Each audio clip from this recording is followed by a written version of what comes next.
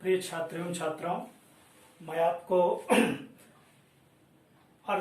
कौटिल्य द्वारा रचित अर्थशास्त्र नामक पुस्तक की आज विस्तार से चर्चा करते हैं और देखते हैं कि इसमें क्या क्या बिंदु हैं, कौन कौन से इसकी विशेषताएं हैं, इसके कौन से गुण हैं, इसकी कौन से इसके लक्षण हैं, इन सब की चर्चा करें। उसके पहले हम आपको थोड़ा सा बैकग्राउंड यानी पीछे की क्लास में पिछली क्लास में मैंने क्या पढ़ाया था, पहले वाली क्लास में, उसके बारे में थोड़ा सा बैकग्राउंड बताते हैं। मैंने अगली क्लास में आपको बताया था कि आचार्य कौटिल्य के जीवन दर्शन के बारे में हमने चर्चा की थी। उनके द्वारा वो किस प्रवृत्ति के थे, कौन से उनके अंदर स्वभाव था उनका कैसा, और उनका जन्म कहाँ से हुआ, कैसे मतभेद है, उन्होंने कौन सी पुस्तक लिखी है और उस पुस्तक में कितने श्लोकों का उल्लेख किया गया है, उन सब की चर्चा हमने कर दी थी। और उनसे जुड़ी हुई जो महाराजा पद्मानंद के साथ क्या उनका घटना घटित हुई, उनके शिष्य के रूप में चंद्रगुप्त मौर्य को बताया, चंद्रगुप्त मौर्य थे। तो इस सब सारी चीज घटनाओं को हमने जिक्र कर दिया है। अब आइए आगे वाले क्लास में बताते हैं आपको कि आचार्य कौटिल्य का अर्थशास्त्र, इस पर ये टॉपिक है हमारा, इस पर हम चर्चा करते हैं। देखते हैं कि आचार्य कौटिल्य ने कौन सी अर्थशास्त्र नामक पुस्तक लिखी है, उसमें क्या क्या जिक्र किया है। मैं जैसा पहले बता चुका हूं कि अर्थशास्त्र नामक पुस्तक में इन्होंने केवल, ये हम कह सकते हैं, केवल आर्थिक क्षेत्र का अध्ययन न करके इन्होंने राजनीतिक, सामाजिक और भौगोलिक स्थिति के बारे में भी अध्ययन किया है। इन्होंने कश्मीर की जो शासन व्यवस्था है उसके बारे में अध्ययन किया है, बताया है। उस वहां की शासन व्यवस्था, वहां की राज्य व्यवस्था, वहां की आर्थिक स्थिति, वहां की भौगोलिक स्थिति, वहां के शिक्षण प्रणाली, वहां के जो भी है, वहां से सब मनुष्यों से जुड़ी हुई जो तथ्यात्मक जानकारी है, उन्होंने सब इस अर्थशास्त्र नामक पुस्तक में दिया है। तो मैं आपको अवगत कराना चाहूंगा कि उन्होंने जो अर्थशास्त्र नामक पुस्तक लिखी है उसकी विशेषताओं का जिक्र हम निम्न बिंदुओं के माध्यम से कर सकते हैं, देख सकते हैं। और ये भी समझते हैं कि ये भी चर्चा में आता है, जानते हैं कि अर्थशास्त्र जो कौटिल्य द्वारा रचित है उसके लगभग 6000 श्लोकों का जिक्र उसमें किया गया है और प्रत्येक श्लोकों में उन्होंने एक नया तथ्यात्मक जानकारी दी है।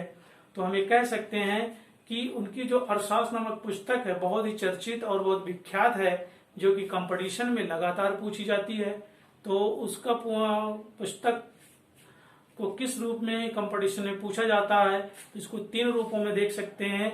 ये पूछा जा सकता है कि आचार्य कौटिल्य का नाम क्या था। तो आचार्य कौटिल्य का नाम 3 था, 3 नामों से जाने जाते थे, विष्णुगुप्त, कौटिल्य और चाणक्य। ये पूछा जा सकता है कि अर्थशास्त्र नामक पुस्तक के लेखक कौन है। तो अर्थशास्त्र नामक पुस्तक के लेखक आचार्य कौटिल्य हैं।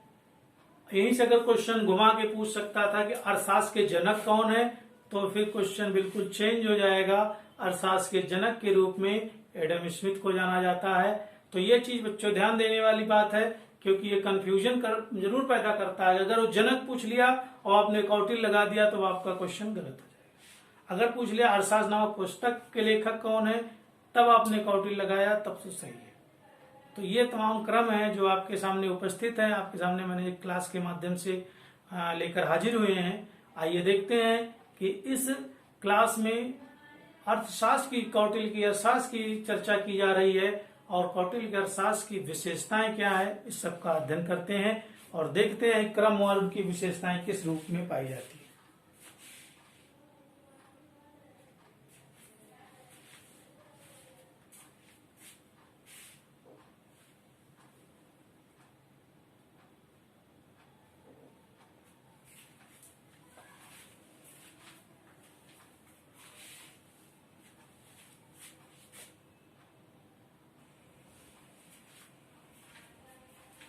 ये चर्चा करते हैं, देखते हैं कि अर्थशास्त्र की प्रमुख विशेषताएं क्या हैं, उन पर क्रमवार अध्ययन करते हैं और उनके बारे में चर्चा करते हैं। देखते हैं कि अर्थशास्त्र नामक विषय जो अर्थशास्त्र नामक जो पुस्तक आचार्य कौटिल्य द्वारा लिखी गई है, उनकी प्रमुख विशेषताएं कौन कौन सी हैं। सबसे पहले अगर विशेषताओं की बात करें तो देखते हैं, इसमें अगर जिक्र करें तो अर्थशास्त्र की विशेषताओं का अध्ययन करते हुए हम जिक्र करते हैं, देखते हैं कि सबसे पहली चीज बात यह आती है कि राज्य शासन का मार्गदर्शन ग्रंथ है। यह रूप में कह सकते हैं कि राज्य शासन का मार्गदर्शक ग्रंथ है, अर्थात शासन को एक नई दिशा दिखाने वाला एक ऐसा ग्रंथ है जो शासन को एक नई दिशा दिखा रहा है, इस रूप में जान सकते हैं।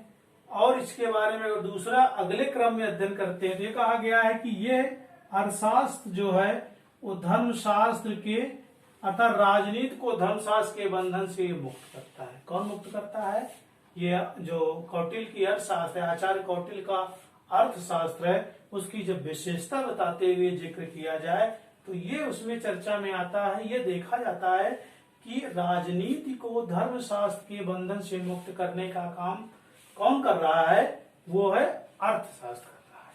अब राजनीति क्या है और धर्मशास्त्र क्या है, इसकी चर्चा जब हम करते हैं तो थोड़ा सा हम व्यवहारिक रूप में अध्ययन करें तो ये देखें कि राजनीति वह नीति है जो शासन व्यवस्था के बारे में अध्ययन करती है, और धर्मशास्त्र वो शास्त्र है जो धार्मिक कार्यों के लिए, जिसमें वेद, पुराण, गीता, महाभारत, रामायण, इन सब का जिक्र किया गया है। गीता में तो बहुत विस्तार से कहा गया, धर्मशास्त्र की बात कही गई। गीता उपदेश की अगर हम चर्चा करें तो बहुत विस्तार से इसकी चर्चा की गई है। तो धर्मशास्त्र में जो धर्म की बात करे, सत्य असत्य की बात करे, उस सब का अध्ययन करना है। ये कहा गया है कि राजनीति और धर्मशास्त्र दोनों को जो एक दूसरे से जुड़े हुए एक बंधन में हैं, जो एक दूसरे से बंधे हुए हैं, एक दूसरे के संपूरक के रूप में कार्य कर रहे हैं, वो अर्थशास्त्र नामक पुस्तक क्या करती है? दोनों को अलग अलग करती है। अर्थात उसका विस्तार से अध्ययन करने के बाद ये पता चलता है कि राजनीति को धर्मशास्त्र से बिल्कुल अलग कर दिया है। किसने किया है? आचार्य कौटिल्य द्वारा लिखित अर्थशास्त्र नामक पुस्तक में इसका उल्लेख किया गया है कि वो एक दूसरे के बंधन भी नहीं है, बल्कि एक दूसरे के बंधन से मुक्त। अगली हम चर्चा करें, अगर अर्थशास्त्र की बात करें तो अर्थशास्त्र द्वारा सिद्धांत पर कम और व्यवहार पर अधिक चर्चा की गई है। तो कहा जाए आचार्य कौटिल्य के द्वारा लिखित जो अर्थशास्त्र नामक पुस्तक है उसमें सिद्धांत पर कम जोर दिया गया है और व्यवहार पर अधिक जोर दिया गया। अर्थात इस अर्थशास्त्र को वहां की जो व्यवहारिक पृष्ठभूमि है, कश्मीर की जो व्यवहारिक पृष्ठभूमि है, उसकी चर्चा विस्तार से की गई है, उस पर अधिक बल दिया गया है। परंतु सिद्धांत पर इतना बल नहीं दिया गया, बल दिया गया है परंतु जितना व्यवहार पर दिया गया है उतना सिद्धांत पर बल नहीं दिया है। अर्थात जो जोर इसमें फोकस जो हमने व्यवहार पे वहां पे आचार्य कौटिल्य ने व्यवहारिक राजनीति पर जो वहां के फोकस डाला है, उतना सैद्धांतिक राजनीति पर उन्होंने उस पर फोकस उतना नहीं किया। अब आगे हम चर्चा करते हैं कि राजनीति में अगली विशेषता क्या उल्लेख करती है, क्या बताती है।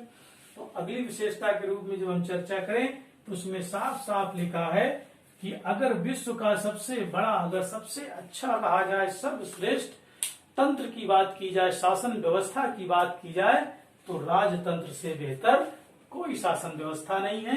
ये आचार्य कौटिल्य ने अपने अर्थशास्त्र नामक पुस्तक में इसका जिक्र किया है। कहा है कि राजतंत्र से व्यवस्था कोई शासन व्यवस्था नहीं है।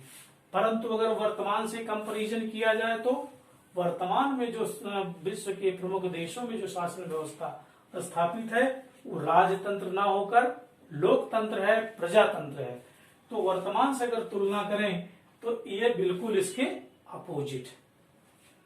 आइए अगले क्रम में देखते हैं अगली विशेषता क्या बता रही है, क्या संदर्भित कर रही है, उन सब की चर्चा करते हैं।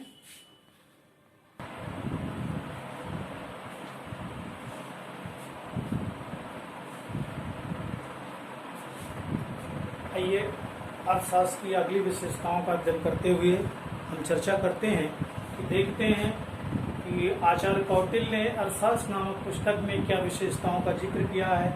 हमने कुछ विशेषताओं की चर्चा की है, उसके अगले क्रम में कुछ विशेषताएं हैं जिनकी चर्चा हम आगे कर लेते हैं।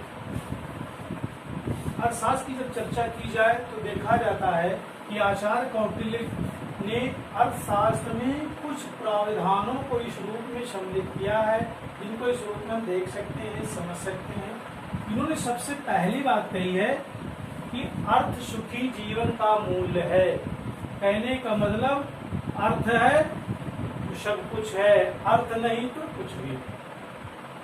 यानी कि मनी झनी, जिसके पास रुपए पैसे हैं, धन है, कोई सब है, उसका जीवन मूल्य है, जीवन सुखी है। और जिसके पास मुद्रा नहीं है, रुपया नहीं है, उसका जीवन दुखी है जीवन। तो इन्होंने साफ साफ कहा है कि अर्थ ही सब कुछ है। कहने वाले लोग कहते भी हैं कि माना कि पैसा भगवान नहीं है, परंतु वर्तमान परिस्थितियों में भगवान से कम भी है। तो अर्थशास्त्र नामक पुस्तक में जो आचार्य कौटिल्य ने कहा है कि अर्थ सुखी जीवन का मूल्य है, अर्थात जिसके पास धन दौलत उपलब्ध है उसका जीवन सुखी पूर्वक बीत रहा है, और जिसके पास धन दौलत नहीं है उसे निरंतर कष्टों का सामना करना है। अगर व्यवहारिक तौर में भी देखें तो ये बात सत्य साबित होती है। क्या जिसके पास पैसा है उसको सारी सुविधाएं मिल रही हैं, जिसके पास पैसा नहीं है उसको कुछ भी सुविधा नहीं मिल रही है, सब उसका जीवन व्यर्थ जा रहा है। ना बेसिक आवश्यकताएं पूर्ति हो रही, ना तो बच्चों को शिक्षा व्यवस्था अच्छी तरह से कर पा रहा है, और ना ही वो अपने जीवन प्रक्रिया को भी सही ढंग से जी। तो इस रूप में हम कह सकते हैं कि अर्थशास्त्र में जो उन्होंने जिक्र किया है बिल्कुल सत्य। अब आगे देखें तो उन्होंने कहा कि अगली विशेषता में रखा कि दंड नहीं तो राज्य नहीं। सत्य है बिल्कुल, जिस राज्य में दंड की व्यवस्था नहीं है उस राज्य का संचालन बहुत अधिक दिनों तक नहीं है, क्योंकि प्रत्येक राज्य में अच्छे व्यक्तियों के साथ साथ बुरे व्यक्ति निश्चित होते हैं, उसमें कहीं दो राय नहीं। तो उन बुरे व्यक्तियों को सुधारात्मक प्रक्रिया के द्वारा, अर्थात उनके द्वारा जो राज्य के बीच अवरोध उत्पन्न किया जाएगा, उन सबको सही रास्ते पर ही कानून प्रक्रिया पर लाने के लिए दंड की व्यवस्था का होना अति आवश्यक। तो ये विशेषता भी उनका लगभग काफी हद तक सिद्ध हो रही है, सही भी है। आगे हम चर्चा करते हैं कि राज्य संप्रभुता या सर्वोच्चता का प्रतिपादन है। यह सही बात है कि राज्य जो है संप्रभुता या सर्वोच्चता का प्रतिपादन है। जैसा शासक होगा वैसे जिसके पास संप्रभुता होगी, सर्वोच्चता होगी, वही शासन करेगा। अर्थात जिसके पास संप्रभुता और सर्वोच्चता नहीं होगी वो शासन नहीं कर सकता। ये 100% सत्य। आइए अगले क्रम में देखते हैं कि आचार्य कौटिल्य ने अर्थशास्त्र नामक विशेषताओं का अध्ययन करते हुए अगले क्रम में किन तथ्यों को सामने उजागर किया। आइए अगली विशेषता की चर्चा करते हैं। अब देखते हैं कि राजा के विशेष कार्य कौन कौन से होने चाहिए। आचार्य कौटिल्य ने अर्थशास्त्र नामक पुस्तक में जब उसका विशेषताओं का अध्ययन करते हुए जिक्र करते हैं तो उन्होंने जिक्र किया है कि राजा का कार्य स्वहित नहीं होना चाहिए। ऐसा होना चाहिए राजा का जो भी कार्य किया जाए उसका व्यक्तिगत हित न होकर बल्कि जनहित होना चाहिए। अर्थात इस दोनों पर विशेषताओं के रूप में जा सकते हैं कि यहाँ पर चर्चा की गई कि राजा का कार्य स्वाहित न होकर बल्कि जनहित होना चाहिए। अर्थात उसे जनता के हित में कार्य करना चाहिए। अगर जनता के हित में कार्य करने से उसे कोई निजी स्वार्थों का कोई नुकसान हो रहा है तो उसे हो जाने देना चाहिए, परंतु निजी स्वार्थ को सिद्ध करने के लिए जनहित को नुकसान किसी भी कीमत पर नहीं होना चाहिए। ये राजतंत्र का उल्लेख, अगर ऐसा होता है तो फिर राजतंत्र के लिए सबसे नकारात्मक पक्ष है वो। और अगर सकारात्मक पक्ष की बात करें तो राजा का ये कर्तव्य है कि सबसे पहले जनता का हित हो, उसके बाद उसका हित हो।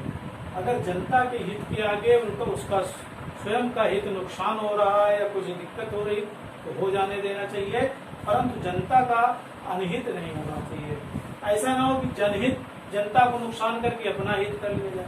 लेकिन अगर वर्तमान परिस्थितियों की चर्चा करें, आज के उसकी चर्चा करें, तो इससे साफ जाहिर होता है कि जनता का हित कम होता है, उनका व्यक्तिगत हित ज्यादा सिद्ध हो रहा है। और यही हमारे राजनीति में क्या है, हमारे राजनीति के अंतर्गत जो आज वर्तमान की राजनीति है वो एकदम कह लीजिए कि पतन की ओर जा रही है और उसका जो है सही निराकरण नहीं निकल पा रहा है।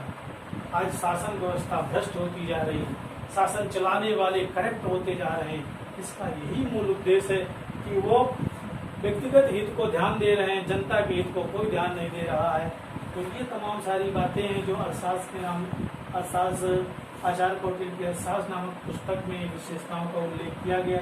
इसके अलावा भी अन्य विशेषताओं का जिक्र किया जाता है। अन्य विशेषताएं हैं जिसका हम आपके सामने इस क्लास के माध्यम से नहीं दर्शाए हैं, तो उनके बारे में भी चर्चा पर चर्चा करके हम समझ सकते हैं, जान सकते हैं। परंतु आचार्य कौटिल्य ने जो प्रमुख विशेषताओं का उल्लेख किया है अर्थशास्त्र नामक पुस्तक में, उन सबका जिक्र हो गया है। इस क्लास के माध्यम से हमने आप तक ये पहुंचाया है कि आचार्य कौटिल्य द्वारा जो अर्थशास्त्र नामक लिखित पुस्तक है उसमें कौन कौन सी विशेषताएं विद्यमान है, इन सबकी चर्चा मैंने इस क्लास के माध्यम से कर दी है। अगली क्लास में मैं फिर कौटिल्य से जुड़े हुए तथ्यात्मक बातें लेकर आपके सामने आऊंगा और मुझे उम्मीद है कि आपको ये क्लास अच्छी लगी होगी। तब तक के लिए धन्यवाद।